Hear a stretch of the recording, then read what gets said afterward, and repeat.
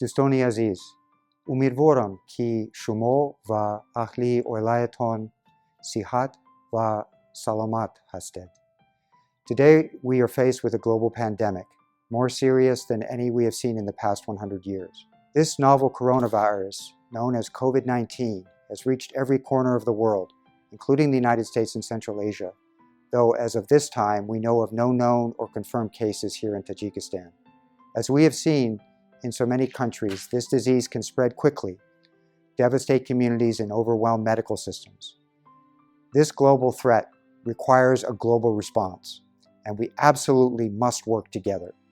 For that reason, Embassy Dushanbe has been in close contact with the Tajik government on its preparations to fight the disease. On April 2nd, I met with Prime Minister Kohir Rasulzodeh to discuss Tajikistan's needs as Tajikistan continues and intensifies its preparations. To prevent and combat the spread of COVID-19, today I am announcing that the American government is providing $866,000 in assistance to Tajikistan.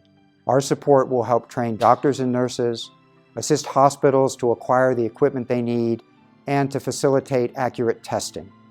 The United States values the friendship and partnership we enjoy with the people of Tajikistan.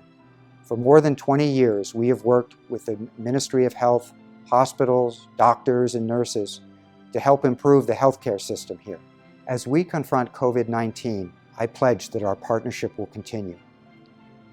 Working together, we will all get through this. Salamat Boshed.